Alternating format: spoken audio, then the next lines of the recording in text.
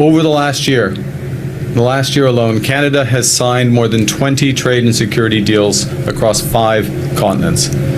We completed our most recent trade deal with the United Arab Emirates in a record 47 days.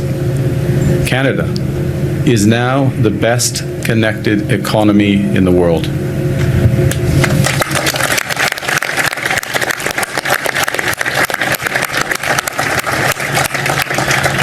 Canadian businesses now enjoy tariff-free access to 1.5 billion consumers. Over the next 6 months, we will double that number through new trade deals with ASEAN and India. 1.5 billion consumers.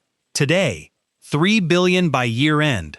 While Donald Trump was threatening new tariffs and telling Americans that Canada needs America to survive, Canada's Prime Minister was standing in a shipyard in Lévis, Quebec, announcing the largest shipbuilding contract in Quebec's history, $11.3 billion.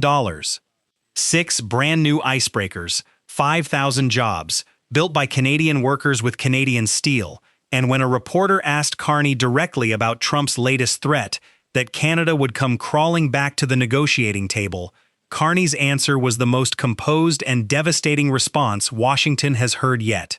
Tonight, Canada Point is breaking down everything that happened at that announcement and why it has the White House deeply unsettled. Subscribe right now because this story is bigger than a shipbuilding contract. To understand why today's announcement carries the weight it does, you need to understand what Trump's core argument about Canada has always been. Canada is dependent. Canada needs American markets. Canada needs American security. Canada cannot survive without Washington's goodwill. That is the premise behind every tariff threat, every 51st state comment, every shifting justification for economic pressure. And today Carney walked into a 200-year-old shipyard on the banks of the St. Lawrence and announced something that directly dismantles that premise, piece by piece. Canada is building its own icebreakers, with its own steel from Algoma Steel and Brennan Steel in Ontario, supplying its own Coast Guard, protecting its own waterways, opening its own trade routes, through Canadian expertise built over 2 centuries at this very yard, not waiting for American permission, not dependent on American contracts, not vulnerable to American threats, building. Canada will invest more than $11 billion to build 6 new program icebreakers for the Canadian Coast Guard in partnership with Chantier Davy.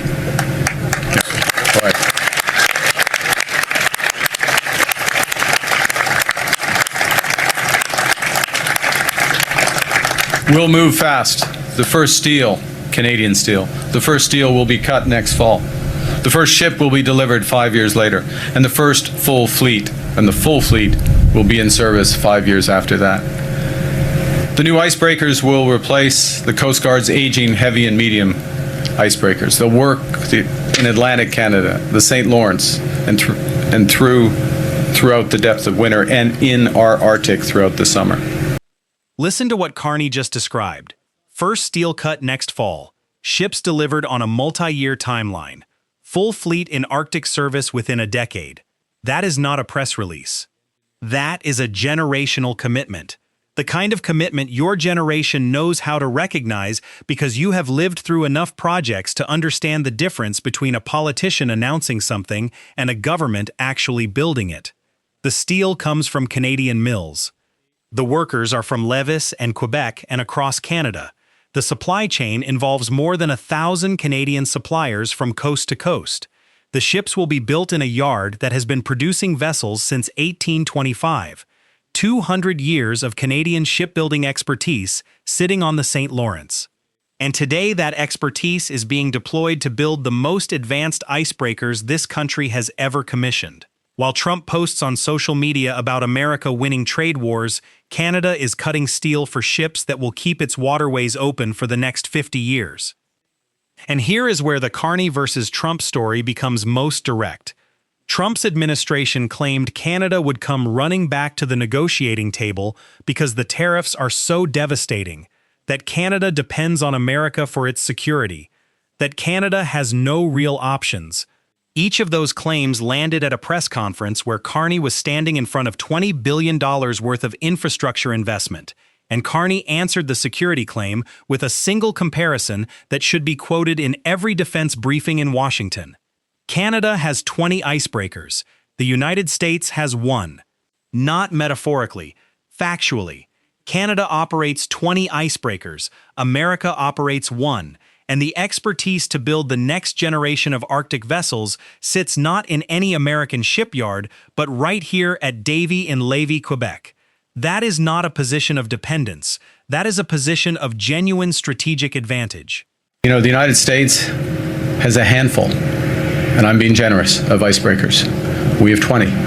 Yeah, 1. Yeah, I was being generous. Okay, I didn't want, yeah. I rounded up. They have a habit of doing that there.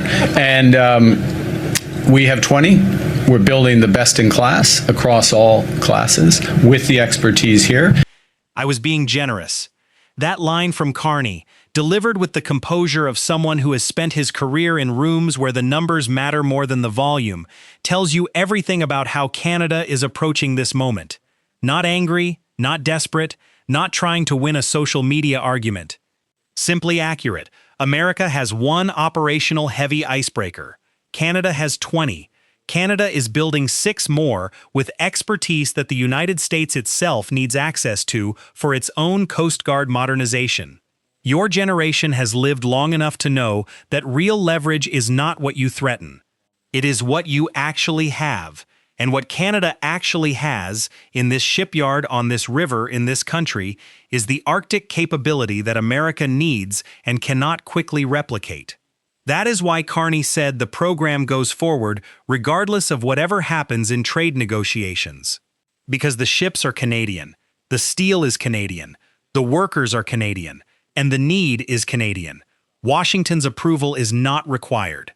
And today's announcement sits inside a much larger story of Canada building its way to genuine independence from American pressure.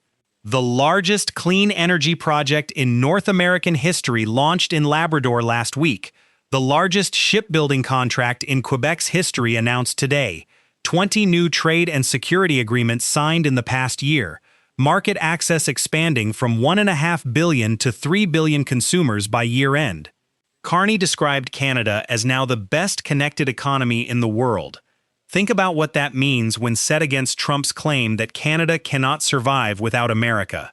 Canada has free trade access to 1.5 billion consumers today without America. Canada has signed deals across 5 continents. Canada completed a trade agreement with the UAE in 47 days. Canada is in negotiations that will double its market access within months. The country Trump was trying to isolate has instead become the most internationally connected it has ever been. That is not an accident.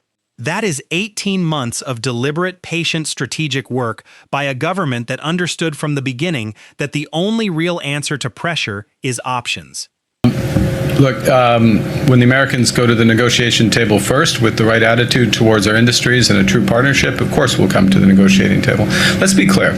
There is an existing arrangement between our countries and Mexico that works. It can be improved. There's ways to improve it, and we will work to improve it in ways that are to the benefit of Canadians, but also to the benefit of Americans and the people of Mexico. But an attitude at the negotiation table that Canada is a subsidiary of the United States, the Canadian industry is going to be disadvantaged relative to American industry, that we're going to set up terms so that over time Canadian industry is going to face constant headwinds. That's not something we're going to accept. Canada is not a subsidiary of the United States. That is what Carney said to the reporter who asked whether Canada would return to the table because the tariffs are so devastating.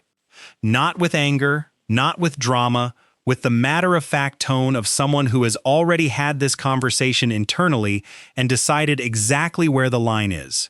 A subsidiary takes instructions from a parent company, accepts terms set by someone else, does not negotiate as an equal, does not choose its own trading partners, does not build its own ships or sign its own deals or set its own course. Canada is none of those things. and Carney's answer made clear that no amount of tariff pressure or shifting justification or social media threats will change that fundamental reality. When America is ready to negotiate as partners, genuine partners with mutual respect and mutual benefit, Canada will be at the table, on Canadian terms. Until then, Canada is cutting steel. Your generation built institutions. You built industries. You built relationships with allies that lasted because they were based on genuine mutual respect and genuine mutual benefit.